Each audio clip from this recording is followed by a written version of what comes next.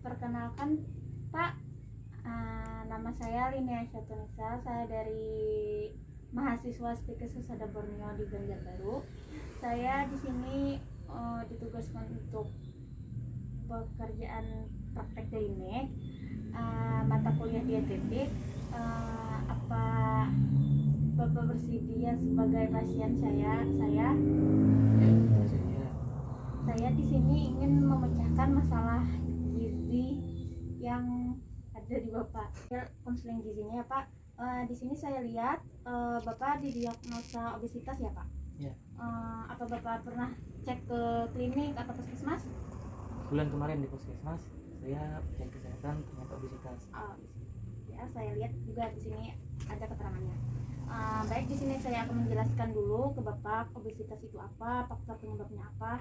Jadi di sini obesitas berasal dari bahasa lain yaitu obek, yang berarti akibat dari smartingnya makan. Oleh karena itu obesitas dapat didefinisikan sebagai akibat dari pola makan yang berlebih. Nah, obesitas adalah berat badan yang lebih tinggi dari berat badan yang dianggap sehat untuk tinggi badan tertentu. Indeks massa tubuh atau BMI digunakan sebagai alat screening untuk kelebihan berat badan atau obesitas. Jadi di sini saya akan menimbang berat badan Bapak dan tinggi badan Bapak juga ya, untuk mendapatkan IMT, indeks massa tubuh, apakah Bapak normal atau berat badan berlebih. Nah, di sini saya juga akan menjelaskan penyebab obesitas itu apa aja. Yang pertama itu pola makan. Nah, pola makan yang dapat menyebabkan obesitas seperti makan berlebih, porsi Bapak besar dari yang normalnya, sering makan dan tidak teratur, sering mengemil, lalu makan dalam jumlah banyak dan dalam waktu singkat terburu-buru. Menghindari makan pagi sehingga menambah porsi makan siang. Seharusnya Bapak menghindari makan pagi sehingga menambah porsi makan siang dan atau malam banyak mengonsumsi makanan gorengan berlemak dan manis-manis, kurang makan sayur dan buah. Apa Bapak sering makan goreng-gorengan ketika malam atau datang kerja makan gorengan? Cemil-cemilan yang seperti martabak manis atau gitu pernah? Sering. Lalu yang kedua, faktor aktivitas. Nah, pola aktivitas yang dapat menyebabkan obesitas diantaranya sering menonton televisi, bermain komputer, durasi tidur malam kurang lebih 7 jam, dan games tanpa melakukan aktivitas lebih dari 2 jam per hari. Nah, kurang latihan fisik, bisa juga aktivitas fisik yang dilakukan secara terus-menerus kurang dari 30 menit per hari. Kurang bergerak, misalnya lebih senang menggunakan kendaraan bermotor daripada jalan kaki. Nah, menggunakan lift daripada tangga. Nah, selanjutnya penyebab yang lainnya yaitu faktor lain. Lalu selanjutnya faktor lain yang menyebabkan obesitas. Faktor lain yang mempengaruhi terhadap obesitas antara lain genetik, ketidakseimbangan hormonal, terapi obat tertentu seperti kortikosteroid, kontrasepsi oral, gangguan psikologis atau stres, dan kondisi medis lainnya. Di sini dia penyakit itu. Nah, beberapa studi menunjukkan bahwa patofisiologi obesitas itu sebagian besar berhubungan dengan faktor genetik, Pak. Jadi banyak hormon perifer pada sistem saraf pusat yang berperan dalam mengontrol nafsu makan, intake makan, food reward, dan indikasi makanan. Makanan dan obat dapat mengaktifkan sistem reward mesolipid dopamin yang penting dalam regulasi adikasi pada manusia. Nah, apa Bapak sudah paham atas pengertian obesitas itu apa, penyebabnya apa? Sudah paham? Untuk mendapatkan poser 3. Apa Bapak sudah paham atas pengertian obesitas tadi apa, faktor penyebabnya apa? Baik, kalau sudah Bapak sudah paham, selanjutnya kita Bapak sudah paham atas pengertian obesitas tadi apa, faktor penyebabnya apa? Baik, kalau sudah Bapak sudah paham, selanjutnya kita untuk lanjut ke pengukuran antropometri dulu. Saya mau nimbang berat badan Bapak, tinggi badan Bapak, dan suhu badan Bapak ya Pak. Baik, kita kita ukur dulu suhu badan Bapak ya Pak. Maaf ya Pak. Ya Pak.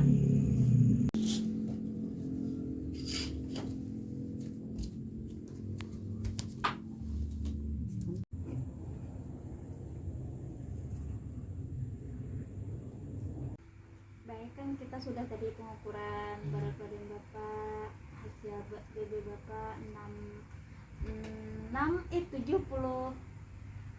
78 kilogram, tinggi badan Bapak 156,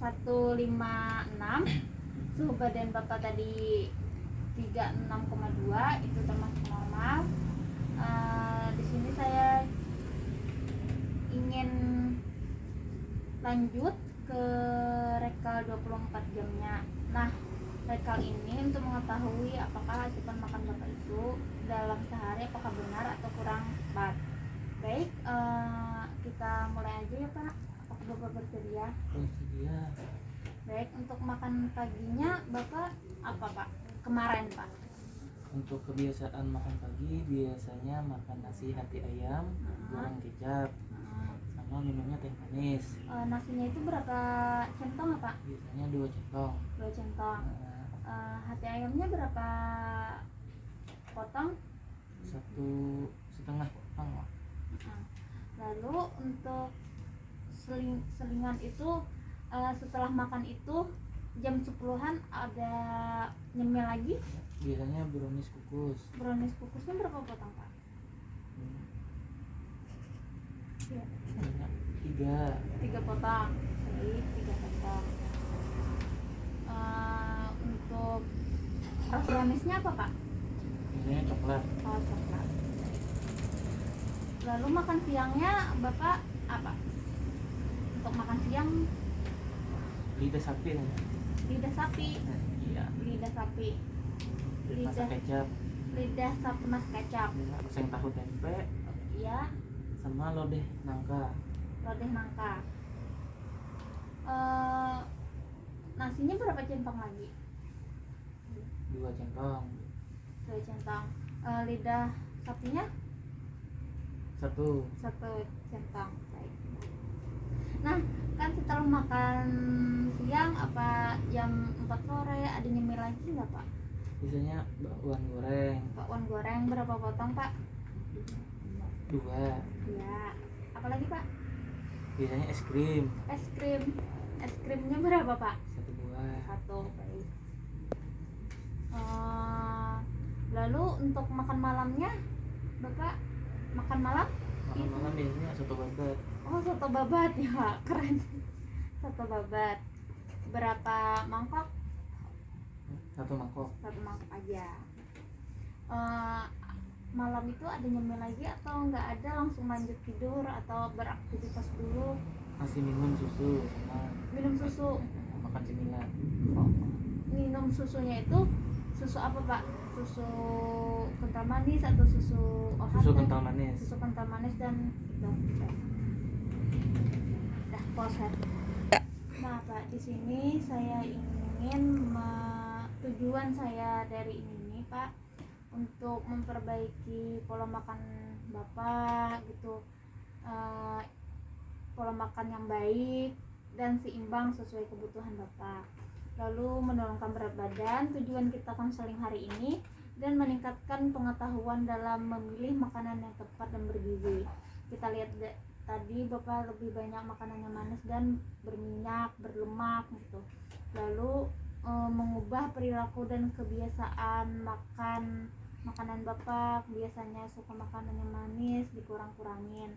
Lalu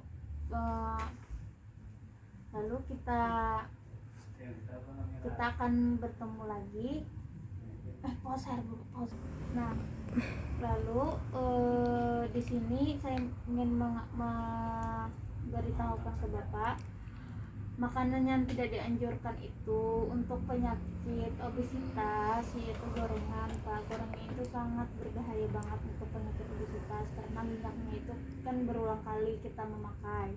Lalu dan minuman-minuman yang bersoda. Nah, minuman-minuman bersoda itu menyebabkan obesitas. Minuman ini biasanya dibuat dari sirup jagung yang yang dimodifikasi secara genetik dan kalorinya tinggi nih Pak, tanpa nilai gizi juga.